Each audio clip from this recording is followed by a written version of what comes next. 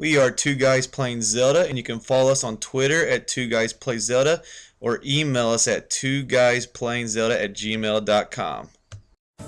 This is part 2 of our walkthrough for the Earth Temple in Skyward Sword. In the first part of our walkthrough, we acquired the bomb bag, and now we're ready to advance a little deeper in the dungeon. We're riding along on this giant ball through the lava and finding some new areas we weren't able to get to. And one thing very important right here, and I'll let Red tell you about what to do right here, since Red completely screwed this up. You want to tell that story? This is awful. This switch that we're about to roll this giant ball into, it's important to go ahead and hit it now before you go to the other side of the dungeon here. I screwed that up and had to do a lot of backtracking. Yeah, you had to go all the way back through it, right? All the way through, and you'll see here in a moment exactly what I'm talking about, that I had to backtrack all the way through. But if you don't hit that switch before you go through this long tunnel, you have to go all the way back through it backwards and hit that switch again. It is a pain in the neck. It takes a good 10 minutes probably to backtrack all the way through, as you'll see here in a moment. And it's just a disaster. But so I highly recommend you hit that switch and raise the first set of stairs before you go further into this. Yeah, definitely. And I was talking about, I don't know, if you go through the door there, it could reset it. I'm not really sure. It might. That's a good question. Like if you back out and come back in. Yeah. That's a good question. I don't know. All I know is I wasted more time of my life backtracking through this. Now, the first time I played this game, I swore the bomb rolled off that thing like 20 times. I could not get in the right spot, and this time I just magically did it the first time. I think the trick that I got was just you hold the bomb until it's about to blow up, and it was on that rock for a while. Yeah, before it blew up. Well, I think what I did when I played through though was, like I said, I kept it in my hand until it was about to blow up, then threw it so it blew up in midair. You had to worry about. Good jump there, Hick. Yeah. That was impressive. At least it only sends you back to the beginning of the room. So. Yeah, but when you got to cut that video and correct all the audio, it's a fake. Those are mistakes you don't want to make. Now, I will say, we mentioned in part 1 of our walkthrough, though, that we didn't have our shield. Against these guys that pop out of the lava and shoot a little lava ball at you, having the metal shield would be very useful, because you can deflect these rocks or lava shots, whatever, back at them and kill them. But honestly, I can't vouch for that because I don't think I've ever used my shield in any Zelda game ever. So it's just not an item that, I mean, it's useful, but I just never used my shield that much, and that's why I didn't notice. I'm a big fan of the shield bash they introduced in, I think, Twilight Princess. Oh, okay, I did use that. And then continued it in this game. I use that a lot, especially against projectile enemies like that. What you hate. Personally, you know me and projectile enemies. We do not get along, trust me. But, it is good to have it as long as you don't have your wooden shield, because that just burns up. Yeah, you would definitely want to. You want to either get the iron shield before this dungeon, or you want to actually unequip your shield like I did. Exactly, because the wooden shield's not going to do any good for you here. Now, I did have the iron shield and unequipped it, so that's like the opposite of what you want to do. It's the worst case scenario. But whatever. At least we have a map now. Yes. So that's good. And the map does kind of show. It shows treasure on this game. It does show the treasure, thank goodness. Plus it shows an area that we could get to that you probably wouldn't necessarily think you could, unless you looked at the map and realized, I could probably... There's like a tunnel here, Yeah. And you'll see that here in just a moment. But like I said, before you ever do that, make sure you hit that first switch. It's something that actually took me a while. Like, I mean, I saw that tunnel in there, but I don't know, for some reason, I never put that together right there. Plus, it's a little tricky because it's one of those walls you have to bomb twice instead of once. That's true. Actually, now that you say that, I think I might have bombed it once and been like, oh, well, that's not the way you do it. And that's perfectly understandable. Because I don't think that was an issue in any Zelda game until this one. No, you never had to bomb anything twice. Unless you missed it the first time. Which that happens quite a bit with us. Of course. We never said we were accurate bomb throwers. Name one thing we're accurate at in Zelda. That's a good point. Falling off stuff, baby. We are good at falling off stuff and running into enemy attacks. Swords blazing. Yes. But yeah, the good thing about this ball though is you can just run right over these enemies in the lava. Yeah, they're pretty simple. But you want to run over them because they become a pain if you don't really. Yeah, if you're trying to throw a bomb into this wall up here and they're hitting you with lava attacks, it just becomes a pain.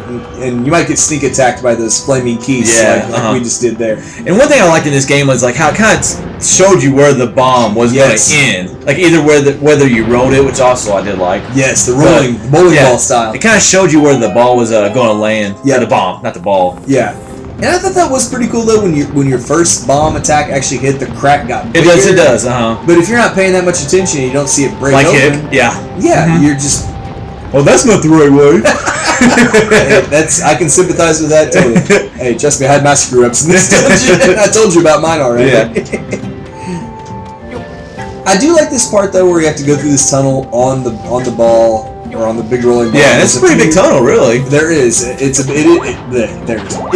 And there's a few like these side passages you have to go through sometimes to get bombs. Path. Yeah. In this dungeon, you always want to get bombs, like equip max bombs when you have the chance. As is typical with the item you get in the dungeon. Yeah. And you'll use those bombs in the boss fight. That's for sure. Oh yeah, you do. But you can refill those like. You mentioned like this, like I think maybe part 1, like how easy, like it's nice in this game that you can refill bombs. Yes, it is. Like, anywhere, not anywhere in the game, but anywhere in this dungeon. Yeah, because there's bomb flowers everywhere. I thought that was a very nice touch. Plus, it makes sense. Which, I mean, the Dauntless Cavern, they have bonflowers flowers everywhere, but like you can't. If you run out, if you run out, actually, you can store. Oh, you can store them later, I guess. But if you run out, you're in trouble. Yeah, you're in trouble.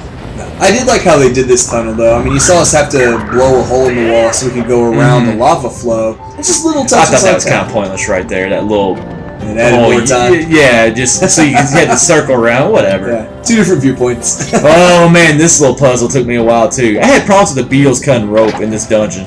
Which, this actually gave me a headache the first time, because we did this earlier in part 1 of our walkthrough, where we had to cut the ropes, but it's still... Well, I just never thought to go behind it. Me too. Like, I looked to the side, I looked behind me, and I just never... I didn't think that the... I actually tried it once, and I was like, oh, well, it's never going to make it all the way through this tunnel, and so... I know exactly what you mean. I did the exact same thing. And, like we said, we had to do this exact same thing earlier, where we cut the rope with the beetle. You'd think it'd be common sense, but once you cut the first rope, and it only goes, what, a fraction of the way up? Yeah, you're like... Except, well, I saw a tunnel. I was like, well, it's not going to make it all the way through this thing, so I just kind of hit that B button to... take it off or whatever you want to say. Yeah. But man, I love that weapon though. Oh, the beetle is a fantastic item. Just for stuff like that, because it allows you to go places that, like right there, you couldn't go to that place. Plus, it kind of lets you do a little scouting ahead. Oh, definitely, yeah. Yeah. I mean, like one man would kill it on up ahead. Yeah. Watch out for that thing. Yeah. What enemy is going to kill me later? Where are 2 guys going to die? Right there. Right there. And then we see it, and we still do it. Yes, and we still die, of course. But no, the beetle is one of the best items in this game for sure. But I think in any Zelda game, really. I agree. Safe, yeah.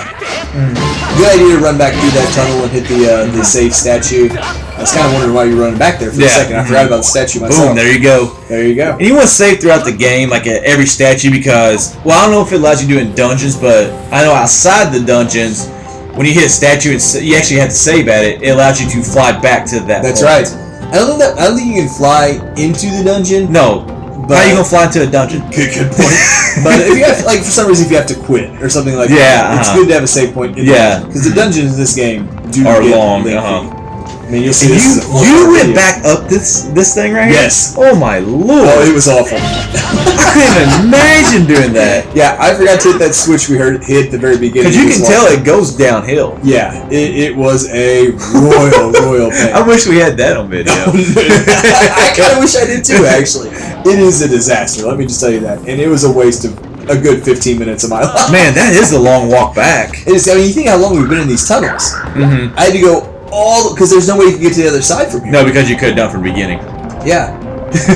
So you would have done that from the beginning instead of bombing that wall and going through the whole tunnel. Yep. But now that we finally made it through all the entire tunnel, hold on one second. Did that last one raise first? No, it didn't. What? I was wondering there for a second if there was a little platform that raised that would have let me get to the other side. That's what I was starting to wonder. That's what I was starting to wonder too. Like I thought that last one. I'm about to get angry. I thought that last one might raise first, but I don't think it did because you wouldn't be able to make that jump. I think that's right. Because you wouldn't be able to get on the ball. I think I looked for something like that. Oh, I wonder if it did. I really was not paying attention to that. Oh, we'll have to watch that later. Yeah, we will. We'll have to watch that later. We'll get back to you. Yeah, because that last one raised, and you could take the ball under there, and you went all the way through it. Oh, that'd be priceless. I am not going to be happy. We both stopped at our tracks because we both were thinking the same thing right there. You might be able to roll right under there. Oh, Oh. I don't know how it works. That makes me angry. I hope. I wish we were watching it now. We both stopped because we were like, we noticed that. We'll check that out. We'll check that because I definitely backtracked through that entire long tunnel, including the itty bitty little narrow lava pathway. Oh my gosh. And you make fun of my playthroughs. As much as I can. You're getting mad thinking about it, and you don't even know if you did it or not. And this is one cool part I like coming up right here, like run up this hill, like just something. I did like this. Where the running aspect just created something different. Yeah, it actually built a little bit of tension. Like you have to get from, was it like little alcoves? Yeah, there's like little like places. Yeah. I really like this part. I agree with you. Mm-hmm. More of those amber relics, more of those collectible items. And they're everywhere in this game. Yeah, I have like 17 of them. I'm like, I don't know what they used to upgrade, but. Well, I think every time you upgrade, it's like, one of these, two of these, like the more rare items, and then it's like 5, 6 amber relics. Yeah, and you have to use your sprint to get up here. You got to watch out for the boulders, obviously, come dropping. And when you start getting low on your fatigue, you get into one of these little cubby holes, or whatever you want to call it. And make sure your stamina is all the way back up before you try to run back up. Yeah, I thought that was a very neat touch. It's like I said, something like the running, just a whole new aspect the running brought. Yeah, it really did. Which I really loved it in this game. I like the idea of the sprinting. I was not huge on the idea of like the fatigue meter. I get it. It makes sense. You expecting Link to run forever? Well, maybe a little bit. I don't know. He seems like he's in good shape. He's the hero of time. Like, yeah, you gotta be able to run forever. But it definitely added, like we said, a new little twist. Like being able to sprint, run up walls a little bit. I really like that touch. But yeah, running up this whole long pathway was fun. And this is kind of a not complicated thing right here, but you actually have to set the bomb down, let it go for a little while, and then throw it. Because if you just try to throw it, it'll roll past the rocks. That's right, that's right. So you actually have to set it down, let it go for a little while, pick it up, and throw it. And that goes back to something I mentioned earlier, where I talked about, like, if you hold the bomb until the fuse goes down a little bit, you have to set it down first. Yeah, let the fuse start. Well, that's on that rock, but I got the bomb to actually stay there. So. Yeah. It's a pretty neat little trick, though, that you have to let it... You know, as we're going through this dungeon, I'm starting to like it more and more. So maybe I was just in that mood earlier where I wasn't thinking about it, really. Maybe there's something to the fire dungeons. Yeah, maybe there is. I'm just a big fan of the volcano style. I like it. Like you said, it's not an indoor thing, or it is an indoor thing instead of outdoor. But and then we kind of entered this new room with the dragon face right here, and then we'll be saving right here, and then come and join us for part 3.